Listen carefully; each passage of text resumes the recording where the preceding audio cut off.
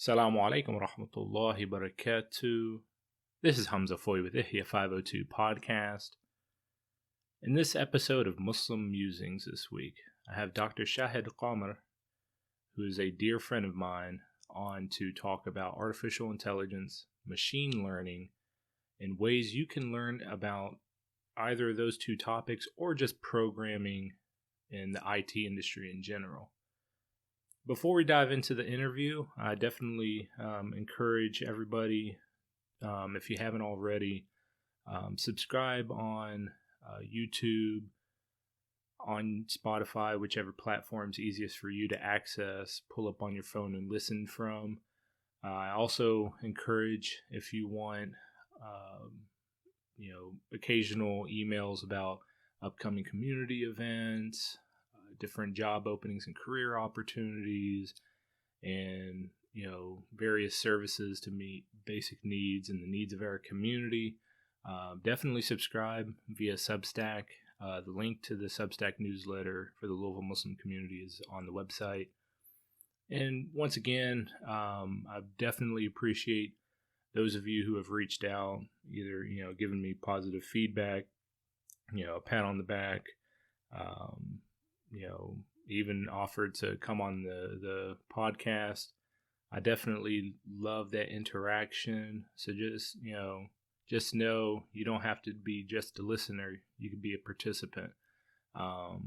Also, share this podcast with others, whether it's through WhatsApp, through your social media platforms, or word of mouth. Definitely appreciate the broadening audience. And inshallah, this podcast will continue on good tides, be pleasing to the listener, and, a great experience for all of us. So without further ado, my interview with Dr. Shahid Qamar. I'm here with Shahid Qamar. We are discussing artificial intelligence and machine learning, both generally what that technology is and ways to learn more about it. So Shahid, kind of help listeners understand what is artificial intelligence and what is machine learning in kind of like layman's terms. Thank you so much. As you learn from the word artificial intelligence, that means that there is some real intelligence, and artificial is something we are generating and creating as compared to the real one. So what is real intelligence? Real intelligence is the human intelligence. And what is human intelligence? Human intelligence is we as a human, we talk, we listen, we write, we speak, we think. And if we can translate all these 4 or 3 characteristics into a machine, and if a machine can do it for us, then it would be artificial intelligence. Gotcha. So in other words, I want a machine who can speak on my behalf.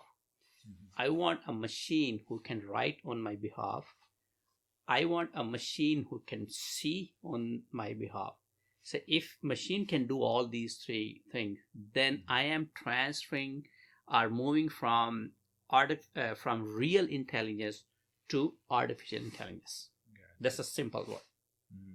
So are there any real world examples that we're interacting with day to day so that people can kind of associate that, maybe search engine functionality? Okay, I can associate that with artificial intelligence. Is there anything that we're interacting with that use that technology already? Yes. So fortunately or unfortunately, we are using artificial intelligence on a regular basis. Even we do not know. Okay. The technology is moving so fast, and it's at the level that even at this moment we are talking, or machines like our cell phone listening. If you talk about something, even in my own local language, like in Urdu, if I say chane ki dal, that would be translated to in English. It would mean that lentil, and that word will be given to social media, YouTube, Facebook, Twitter, and within 5 minutes I will see an ad on my Facebook. Hey, this is the lentil, you need to buy this.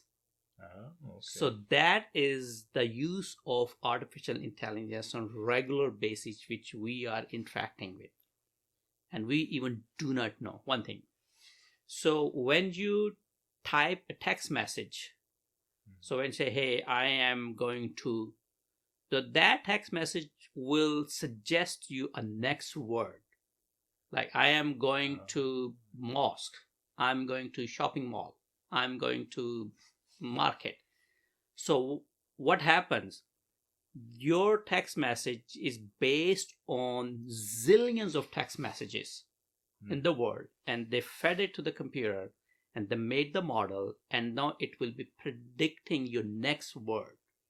Like, I'm going to masjid. You say, hey, I love, the next word would be you. That is another use. So the third is when we speak in, hey Google, how far is moon from here? So that is also artificial intelligence. It translates everything. It collects the data. How mean question. Far mean the distance. Moon, understand. So it calculates the distance. It pulls the data, and hey, moon is so many miles from here. Gotcha. So in other words, artificial intelligence seems to be developed based on the data that you are providing day by day when you interact with apps and devices, that sort of thing, right? Yes. Artificial intelligence runs on a huge, humongous data. Because when I talk to you, I use my neural network. Machine doesn't have a neural network. Gotcha. So machine learns from the data. So I have to give the data to the machine. Then machine look at the pattern and learn from the data and then spit the results. So that's why we call it like artificial. It's not the real. I have the history, where my data is coming from. I have the historical data. For example, when you pulled in the parking lot, I know it's Hamza, right? I know you are coming from Guiding Light Center. I know you are here for this project because I have the history in my mind. So that is my data. But this little computer doesn't have the data automatic. So we have to feed him the data. Then it pulls predict the future. Gotcha. So would you say that machine learning is kind of the process by which you're developing this AI, or is this a different? Okay, so AI is basically, usually I give example in terms of game. Like I play cricket. Yeah. So cricket is a game. Artificial intelligence is the name of the game. Under cricket, I have either I do the batting or fielding or the bowling. So under artificial intelligence, you have machine learning, you have deep learning. Under machine learning, there are subcategories, and the deep learning, there are subcategories. So AI is the big umbrella, big name. Gotcha. And under AI, then you have machine learning and the deep learning.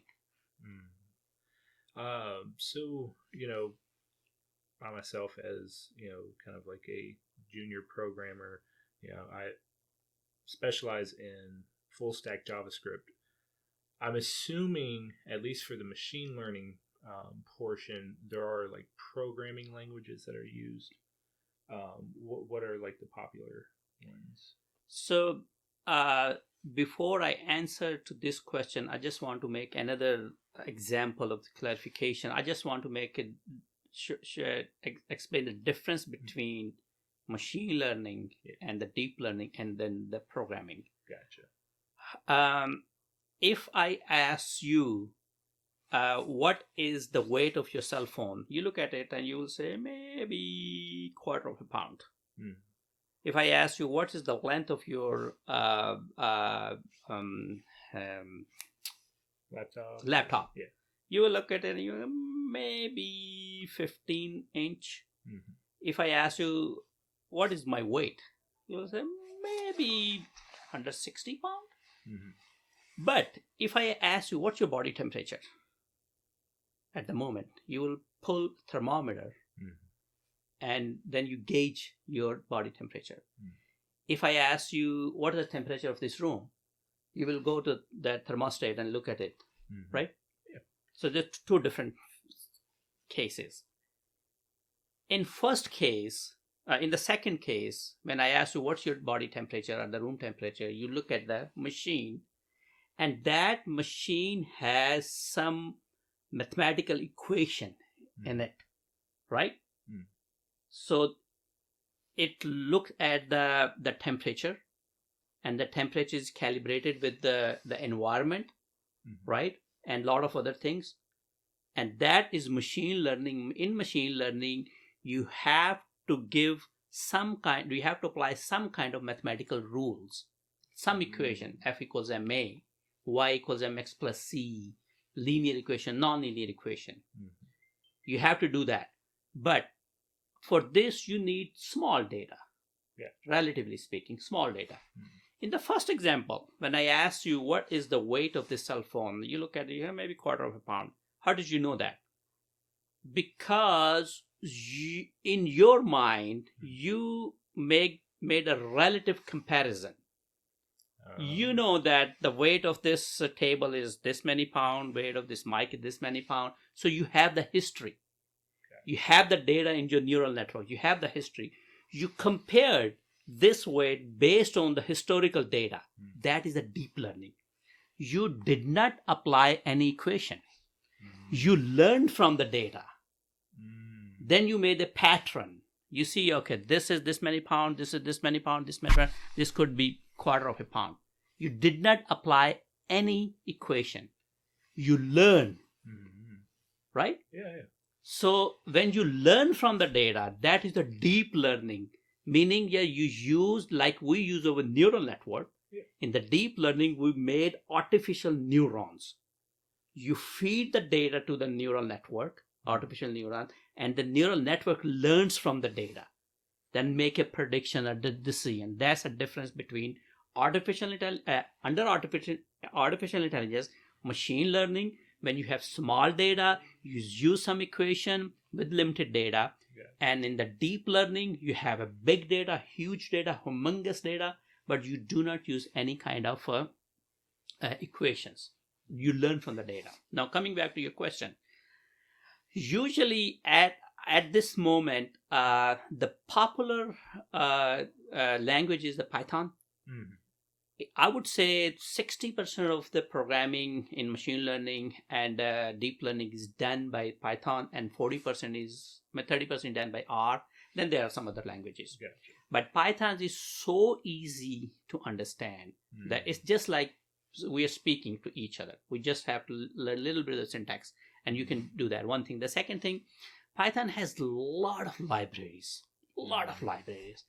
And I am at a point where I am convinced that even if you do not know the language, still you can do machine learning. And I'll give you an example. If I send you a warehouse, in a warehouse there is a couch, sofa, bed, table, everything is there. Then I ask you, Hamza, I want you to set up this bedroom. You would use some of your knowledge, some information. You know that in bedroom you need a bed, you need a dressing table, you need a wall clock, something like this. You go to the warehouse, you pick the dressing table and all this, and you set up the bed. Then I ask you, Hamza, I need you to set up a kitchen. You go to the warehouse and you pull all those required information and you set up the kitchen. So you do not know how to build a bed. You just assembled it. But you know how to assemble it, right? So in machine learning and deep learning, there are so many libraries, bed, couch, everything. You just need to know what exactly you need. And you pull that library, put it in that sequence, and you build your model.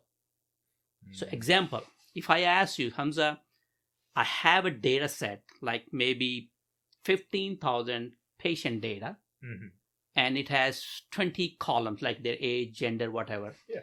I want you to let me know how many patients are there at the moment. I don't know. So you will look at what library I need in Python that can read that Excel file, CSV file. You pull that library. Then I ask you, Hamza, can you count how many patients are there?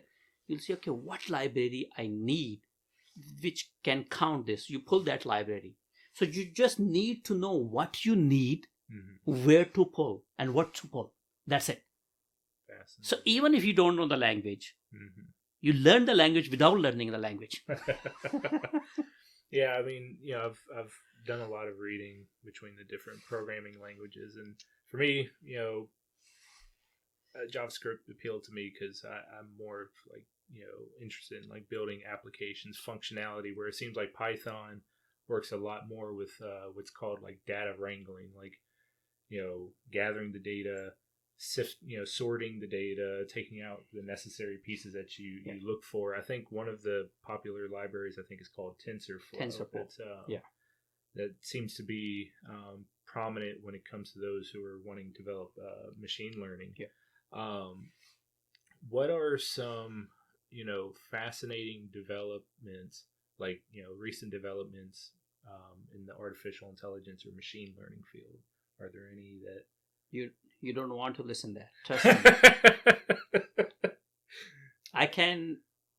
I think 6 months ago, I was talking to my friend and I was telling him that a time will come very soon when I would like to talk to my parent who passed away, and this technology will bring my parents back.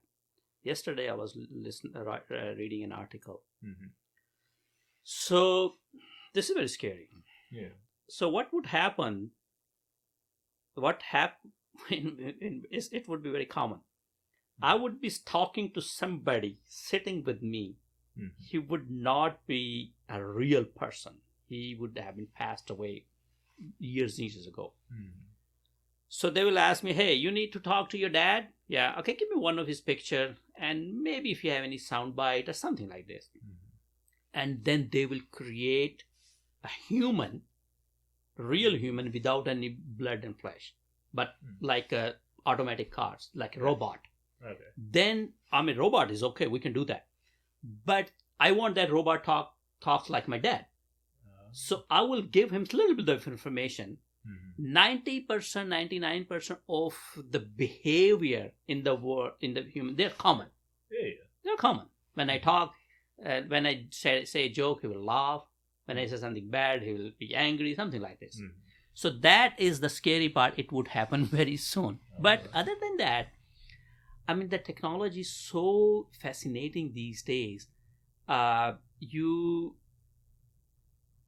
Maybe a year ago, 2 years ago, we was thinking maybe only the high-tech companies or big companies, they are using the technology. But these days, even you and myself, we can use this technology for our businesses. It's very to help make business decisions. Yeah. Okay. For example, the barber shop next door, he's running his business on AI. He's getting more and more customer. So technology is moving so fast, and we are using it without even knowing that we are using it.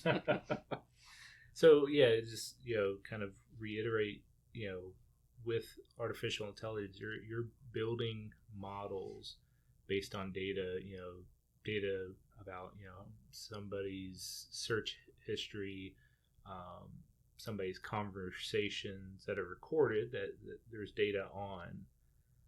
Wow, that's man, and it is fascinating because I see it all the time, and especially now that I'm getting more and more into programming, I'm seeing like the examples of like the YouTube suggestions, the ads that are like permeating a lot of like the different applications that we use, And it's like, why? I mean, and there's a lot of data, and I don't know how much you know about this, but there's been like recent controversies. I remember reading about like an app that Muslims were using to like basically read back to them the Iqama times, and it was taking their location data and like selling them to like third party companies. And for me, so are there any, and I don't know how much you can answer about this, but are there any ways to restrict the data that is being sent to third party apps, that sort of thing? So the very first thing is which the mistake which we make all the time. When we buy a cell phone, everything we say okay.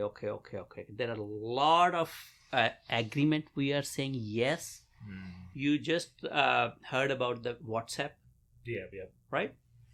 And WhatsApp, because it's popped up like that. Facebook is doing the same thing. True. Everybody's doing. True. And we are not reading their contract. So the best way is when you buy a new phone, when you install something, you make sure that your speaker is off. You are not signing any contract. You are not giving any information, because these people, they are not getting any information without letting you know. But there's so much information is there, we don't bother to read it. Sure. Of course we can do it. Definitely we can do it. Unless we buy some old-fashioned phone which is not a smartphone. So we can do that. And on the other hand, if you really believe that you can use this data positively, then this technology is amazing technology. It's amazing technology. The negative side is which is not the really negative. We will be, and we are driven by the data now. I don't have my own opinion at the moment. The data is coming from a cell phone, from YouTube, from Facebook, from Twitter. That makes my opinion. I am overwhelmed with all the information coming from different directions, that it gives me very little room to think about it. I just buy that information and spit it out. So this is what's happening in the world. The world is run by 4 big guys: Facebook, YouTube, Google, and Amazon. And they are making money. So they believe that, I don't know how many countries are in the face of the earth. They believe that this is a universe, is a global village. There should not be any passport. There should not be any boundaries. But they cannot convince the governments. So they come up with this idea. Hey, there are 8 billion people on the face of the earth. I want to sell 8 billion cell phone. How I can reach a person sitting in the remote area of Pakistan, Bangladesh, India, Nepal, how I can reach them. Facebook said, okay, I will put a satellite in African countries. So I will have the communication. Microsoft said, okay, I will give them this software. Right? Amazon said, okay, if they have the access, I will send them this through drone or whatever. So all these people, and not only they are selling them, they are giving them this opportunity to build up their own business. So anybody in the world, they can have their own Amazon store now. As long as you have the internet and cell phone, they can do it. So this is the very new world, and people are having hard time to adjust it. People like you and me of our age, because we did not grow up with this technology, but your kid, my kid, they are growing up with this technology. They don't have any problem. Yeah. We have the problem. We have ethical issues. They don't have. And see, that's actually, you bring up a fascinating point. Maybe in like a student of history, if you read about, for example, the Industrial Revolution, you read about how a lot of like the common people had a lot of hard time adjusting to that new technology, to the pace increasing. And when I say Industrial Revolution, I'm talking about like the invention of the railroad and the automobile. Pace picked up. But it's like now it's almost like we're in, some people dub it the information era. And it's like the pace picked up even quicker. And a lot of people are having trouble adjusting, even more so now than they did back in, the Industrial Revolution. I do know that a number of people in our community, they're wanting to get into a career or profession in what is dubbed IT. Are there any programs or any resources that people can look to learn more, more about artificial intelligence and machine learning? Yes, there are tons of information available online, which is free. You go online like YouTube, and you register a lot of there's a lot of information. The only problem is the information is too big that you get lost in the Amazon. You get lost. You pick one thing, the YouTube suggests you another thing, you go there, you suggest another thing, you go there, one thing. The second thing, if you register some courses like on Coursera, Udemy or something, if you don't have very basic background, sometimes they do not know who is the audience. So you get lost. If they use a word, maybe activation function, or maybe machine learning or something, you get lost. Oh, what is this? So even we have a lot of information, still there are more than 500,000 jobs available. They don't find people because these people, they do not have that motivation to learn on their own. There's a 1% people they will learn on their own. Rest of the people, they want you to learn in a traditional way. Like they have a classroom, some instructor, they have a question, they can ask them, they have some problem solving, all this, very traditional way. So but of course, like I learned on my own. Whenever the technology, I started off with a very traditional modeling 20 years ago, very traditional modeling. But when the technology, I see the paradigm shift, so I learned on my own, machine learning and deep learning and AI and everything, data analysis, everything. So if you go to Coursera, a lot of courses there. If you go to Udemy, a lot of courses there. If you go to edX, a lot of courses there. And then these days, other universities, they are offering a certification, 6 months, a year of certification. Then the Google and Microsoft and all they offer you certification, a very extensive certification. Yeah, you can learn. And fortunately, this technology, you do not need to have any kind of degree, like bachelor or master. As long as you can prove them your skills, I can do it, you can find a job.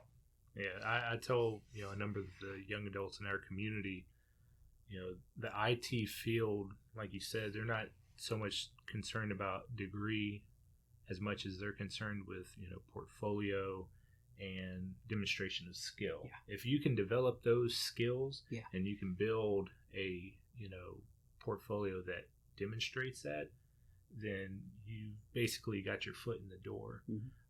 So you mentioned Coursera, Udemy.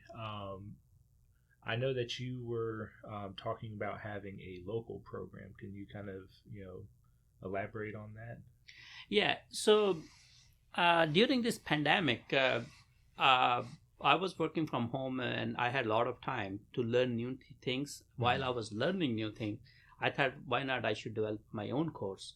So I developed 5 courses, but it is in my own language, like Urdu for India and Pakistan people. I developed the foundation of artificial intelligence, then foundation of machine learning, the hands-on machine learning, and foundation of Python, foundation of deep learning, and hands-on deep learning. So 5-6 courses. Now I have everything. So I think that I was thinking this is a good idea if I get hold of a bunch of youngsters here who really wanted to learn new techniques, and we come together somewhere like once in a week or twice in a week, like a couple of hours, and I can train them on the different technologies if they are really interested. So I don't know if that is feasible or not, because I haven't done it, but we'll see. No, like I said, I'm happy to plug that new opportunity. I think once again, like you mentioned, a lot of people they do prefer that traditional. Okay, I can actually sit down. It's paced, and so I think this opportunity that you're bringing up would be excellent for people in our community so that they can learn more about artificial intelligence, machine learning, and especially like Python to kind of, be able to program in that manner. Is there anything else that I'm missing or anything else you want to mention? No, I think we covered pretty much everything. Very basic, just like for laymen, the basic understanding. The only thing which I want to put an emphasis, if you are a college kid and even if you are in mid-age career, you need to learn these technologies because the technology is moving so fast, and the old technologies, they are getting obsolete. If you're an HR would be gone. If you are attorney or lawyer, it would be gone. If you are a driver, it would be gone. If you are an engineer, it would be gone in a few years because these technologies is... so let me put it in this way. If you are 20 years old and your dad is 40 years old, there's a 1 generation difference. Right? Yeah. But these days, if you are 20 years old and your dad is 40 years old, there is a 1 iPhone generation difference. From 2005 to 2021, there are 11 iPhones. There's 11 generations. Wow. Your kid, if he is using iPhone 11 and you are using iPhone 10, you are 20 years behind him. Trust me. Oh, wow.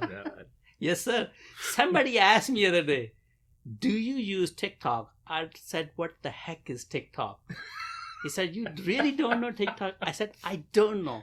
He said, give me your phone. What is your phone? I said, it's a Galaxy 10. He pulled hey, this is a TikTok. You have an app. I said, what does it mean? Then he explained me. So, I mean, so you really need to learn these new skills, new technologies, and then cloud computing, a lot of other things. If you really want to keep up your pace with the technology, with the society, if you don't learn, you will get up. I mean, we get obsolete after maybe 25 years because we did not learn new technology. You will get obsolete within a few years. Wow. Yeah. No, what you mentioned is I see more and more of it where these new developments are permeating in different fields, different careers. I have a friend, his name's Garrett. He attends Guiding Light with us, and he's a nurse at Audubon Hospital. And he was mentioning one day, he was like, a lot of this new technology, we're learning more and more about it. He's a nurse.